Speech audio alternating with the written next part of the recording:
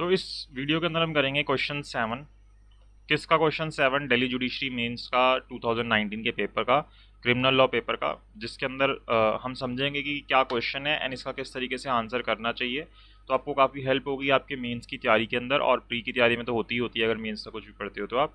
तो आपको ये भी समझ आएगा कि कैसे हमें अपने आंसर को लिखना चाहिए। अब देखो क्या है क्वेश्चन यहाँ पे। तो यहाँ पे ना एक एलिगेशंस लगी है। किसके अगेंस्ट एलिगेशन लगी है? 3 जो है पब्लिक सर्वेंट हैं, उनके अगेंस्ट ये एलिगेशन लगी है कि उन्होंने ना एक ऑफेंस कमिट किया है। कौन सा? Cheating and falsification of accounts का। और ये जो cheating and falsification of account है, किससे रिलेटेड? जब वो अपनी ऑफिशियल ड्यूटीज़ को डिस्चार्ज कर रहे थे। अब ये ज़रूरी होता है कि अगर आपको यहाँ पे अभी समझाऊंगा कि क्यों ज़रूरी होता है कि ऑफिशियल ड्यूटी डिस्चार्ज करने की ऑफेंस की बात कर रहे हैं। तो यहाँ पे जो है ना इनमें से 2 एक्यूज के अगेंस्ट इन्वेस्टिगेशन स्टार्ट हो जाती है सेक्शन 197 के सेंक्शन लेने के बाद। तो ये जो सेक्शन 197 का सेंक्शन है ना, ये तभी लेना पड़ता है जब वो अपनी ऑफिशियल ड्यूटी डिस्चार्ज करते हुए कोई ऑफेंस करते हैं। अदरवाइज आपको सेक्शन 197 का सेंक्शन हर केस में नहीं लेना पड़ता। अगर कोई पब्लिक सर्वेंट 354 का ऑफेंस कमिट कर रहा है तो उसके लिए भी आप ये नहीं कि गवर्नमेंट से पब्लिक सेंक्शन लोगे। पब्लिक सेंक्शन तब गवर्नमेंट से सेंक्शन तभी लिया जाता है जब कोई गवर्नमेंट सर्वेंट कोई ऑफेंस करता है अपनी ऑफिशियल ड्यूटीज़ को डिस्चार्ज करते हुए, और वो जो ऑफेंस किया है उसका कुछ ना कुछ रिलेशन होता है उस ऑफिशियल ड्यूटी के साथ। उस सिचुएशन के अंदर आपको क्या करना पड़ता है? गवर्नमेंट की सैंक्शन लेनी पड़ती है, यानी कि परमिशन लेनी पड़ती है। तभी आप उस ऑफेंस के अंदर, उस अपराध के अंदर मजिस्ट्रेट जो होते हैं वो कॉग्निजेंस ले सकते हैं। तो इसके अंदर क्या होता है कि 2 एक्यूज के अगेंस्ट कोर्ट जो है वो सैंक्शन ले लेता है, कोर्ट को सैंक्शन मिल जाती है एंड फिर वो कॉग्निजेंस ले लेता है उन दोनों के अगेंस्ट, और सम्मन करता है एक्यूज को कि वो ट्रायल आके फेस करे। अब क्या होता है, जब एविडेंस चल रहे होते हैं तो एक प्रोसिक्यूशन विटनेस जो होता है वो डिपोज करता है कि थर्ड जो एक्यूज है वो भी इन्वॉल्व है, कि 3 लोग इन्वॉल्व थे लेकिन 2 के अगेंस्ट सैंक्शन मिलता है और उनके अगेंस्ट ट्रायल शुरू हो जाता है। लेकिन जब पीई हो रहे होते हैं उस वक्त एक विटनेस आके डिपोज करता है कि थर्ड जो व्यक्ति था वो भी इन्वॉल्व था। तो कंप्लेनेंट जो है वो, जो भी इसके अंदर कंप्लेनेंट था, वो क्या करता है, एक एप्लीकेशन मूव करता है सेक्शन 319 ऑफ सीआरपीसी के अंदर, और बोलता है कि इस व्यक्ति को भी, जो थर्ड व्यक्ति है, इसको भी सम्मन देके बुला लिया जाए जो कि एडिशनल एक्यूज है। और ये बोलता है कि इसको, ये जो इसने ऑफेंस किया है ना, इसके लिए अब हमें दोबारा से 197 का सैंक्शन इसके अगेंस्ट लेने की ज़रूरत नहीं है। क्यों? क्योंकि पहले से जो लोग थे उनके अगेंस्ट हमने सैंक्शन ले लिया है, तो अभी एडिशनल एक्यूज है, तो इसके लिए अब आपको सैंक्शन लेने की ज़रूरत नहीं है। तो अब यहाँ पे आपको समझाना है कि क्या इसके लिए सैंक्शन लेना ज़रूरी है या नहीं है। तो यहाँ पे इसने क्वेश्चन में आपसे पूछा एग्जैक्टली यही है, बट आपको कैसे स्टार्ट करना है, क्योंकि यहाँ पे पूरा जो क्वेश्चन है वो 197 सेक्शन ऑफ सीआरपीसी के अगेंस्ट मूव करता है। तो आपको सबसे पहले सेक्शन 197 ऑफ सीआरपीसी समझाना है कि वो क्या होता है। देन आपको यहाँ पे 319 की तरफ लेके आना है कि 319 में क्या होता है, एंड देन आपने आंसर देना है कि क्या 319 में अगर हमें इस तरीके से किसी एक्यूज को बुलाना होता है जो कि पब्लिक सर्वेंट होता है, और उसमें से किसी पब्लिक सर्वेंट की पहले से ही 197 का अप्रूवल ले लिया गया है, तो क्या ये जो तीसरे व्यक्ति को बुला रहे हैं इसके लिए हमें दोबारा से सैंक्शन लेने की जरूरत है या नहीं है। जब आप ये बता देंगे उसके बाद आप क्वेश्चन को, कि इन दिस क्वेश्चन करके, कि इस जो, या इन प्रेजेंट सिचुएशन, आप जो आपने आंसर दिया था उसी के हिसाब से यहाँ पे आप आंसर दे देंगे। और अगर आपको कोई केस पता है उसके अंदर तो उसका केस का नाम भी लिख देंगे साथ ही साथ बीच में।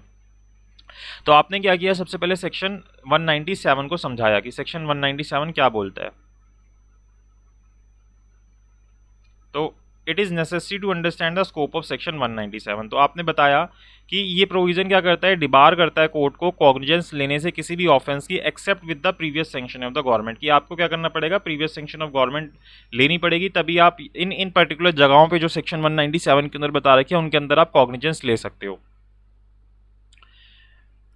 तो ये कहाँ पे होता है, जब पर्टिकुलरली कोई पब्लिक सर्वेंट अपनी क्या कर रहा होता है, ऑफिशियल ड्यूटीज़ को डिस्चार्ज कर रहा होता है, जिसके अगेंस्ट, उसके अगेंस्ट एक अपराध लगता है, ऑफेंस लगता है, एलिगेशन लगती है कि इसने कोई अपनी पब्लिक ड्यूटी को डिस्चार्ज करते हुए इस पब्लिक सर्वेंट ने कोई ऑफेंस किया है। ऐसी सिचुएशन में आपको सेक्शन 197 का सैंक्शन लेना पड़ता है अगर उसको आपको कॉग्निजेंस लेनी है तो। So section 197 imposes legal prohibition from taking cognizance. तो एक तरीके से क्या कर रहा है, लीगल प्रोहिबिशन लगा रहा है कि आप इसके अंदर कॉग्निजेंस नहीं लेंगे in case public servant unless there is prior sanction from the competent authority, जब तक कि आप कॉम्पिटेंट अथॉरिटी से प्रायर सैंक्शन नहीं ले लेते। और वो भी डिपेंड करता है कि पब्लिक सर्वेंट वो स्टेट गवर्नमेंट का है, सेंट्रल गवर्नमेंट का, तो वहीं से आप फिर सैंक्शन लोगे। Again in order to bring case the public servant within scope of section 197 of CrPC, it is not every act of crime committed by public servant. अब हर एक क्राइम के लिए ऐसा नहीं होता कि हम यहाँ पे 197 की सैंक्शन लेते हैं पब्लिक सर्वेंट के लिए। It is necessary that there must be reasonable connection between the act, जो भी एक्ट किया गया है यानी कि जिसके अगेंस्ट कंप्लेंट हुई है जिस एक्ट के अगेंस्ट, एंड जो उनकी ऑफिशियल ड्यूटी है वो, उसके बीच में एक रीजनेबल कनेक्शन होना चाहिए, तभी आप यहाँ पे 197 पे आओगे, अदरवाइज नहीं आओगे। No doubt if a person is not before the court and accused of the offence, court may summon such person to face trial under section 319। Generally देखा जाता है कि अगर कोई व्यक्ति, अगर ये पब्लिक सर्वेंट नहीं होता प्रेजेंट सिचुएशन में, तो कोर्ट उसको 319 के थ्रू क्या कर सकता था, कोर्ट में बुला सकता था और उसके अगेंस्ट आगे फिर ट्रायल उसको फेस करने के लिए बोल सकता था कि सम्मन भेज के कि आपको भी अब आगे ट्रायल फेस करना पड़ेगा। लेकिन प्रेजेंट सिचुएशन के अंदर क्या है कि वो जो व्यक्ति है वो क्या है, पब्लिक सर्वेंट है। तो ये केस भी आया था Hardeep Singh versus state of Punjab 2014 का। तो इसके अंदर भी यही था कि पब्लिक सर्वेंट को आप सम्मन तभी कर सकते हो, चाहे 319 के अंदर भी क्यों ना कर रहे हो, जब आपको पहले कॉम्पिटेंट अथॉरिटी की सैंक्शन मिल जाए, तभी आप उसको आगे बुला सकते हो कि आप आगे ट्रायल ज्वाइन करो और आपको भी यहाँ पे एक एक्यूज माना जाएगा। तो अब यहाँ पे प्रेजेंट सिचुएशन के अंदर भी इसी तरीके की सिचुएशन है। तो यहाँ पे भी क्या होगा कि अगर दो पब्लिक सर्वेंट के अगेंस्ट जो पहले से ही प्रोसिक्यूशन फेस कर रहे हैं चीटिंग का, फॉल्सिफिकेशन का, और उनके अगेंस्ट आपने 197 की अप्रूवल ले ली है, तो आप क्या चाहते हो कि एडिशनल एक्यूज जो थर्ड व्यक्ति था उसको भी बुलाना चाहते हो सम्मन करके 319 के अंदर। तो ऐसा आप नहीं कर सकते अनटिल एंड अनलेस आप दोबारा से उसके अगेंस्ट भी 197 की सैंक्शन नहीं ले लेते। तो इसी बात को आपको फिर समझाना है आगे, और यही चीज़ यहाँ पे लिखी गई है। फिर आपको कुछ केसेस के नाम पता है तो वो भी आप लिख सकते हैं। जैसे कि इसके अंदर लिखा गया है कि लीगल प्रोपोजिशन जो है एपेक्स कोर्ट ने सुरेंद्र सिंह मान and others versus state of Punjab 2016 के केस में भी यही बात बोली थी, जो कि पहले भी कुछ केसेस के अंदर सुप्रीम कोर्ट ने बोली थी। तो वो केसेस के नाम पता है तो लिख दीजिए, वैसे इतने सारे केसेस के नाम याद होते नहीं है, तो आपको अगर एक भी केस का नाम याद है वो भी आप लिख सकते हैं।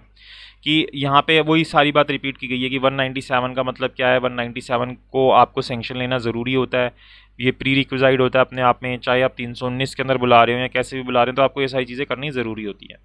तो यही चीज़ हमने यहाँ पे समझा रखी है और आप इसको लिख सकते हैं। तो आई होप आपको समझ आया होगा कि किस तरीके से आपको अपना आंसर लिखना है, किस तरीके से क्या क्या चीज़ किसके बाद लिखनी है। तो अगर आपको वीडियो अच्छी लगी हो तो प्लीज़ लाइक कीजिएगा, अगर कुछ भी हेल्प हुई है तो शेयर कीजिएगा अपने फ्रेंड्स के साथ जो भी इसको प्रिपेयर कर रहे हैं, और चैनल को सब्सक्राइब जरूर कीजिएगा। Thank you so much for watching this video.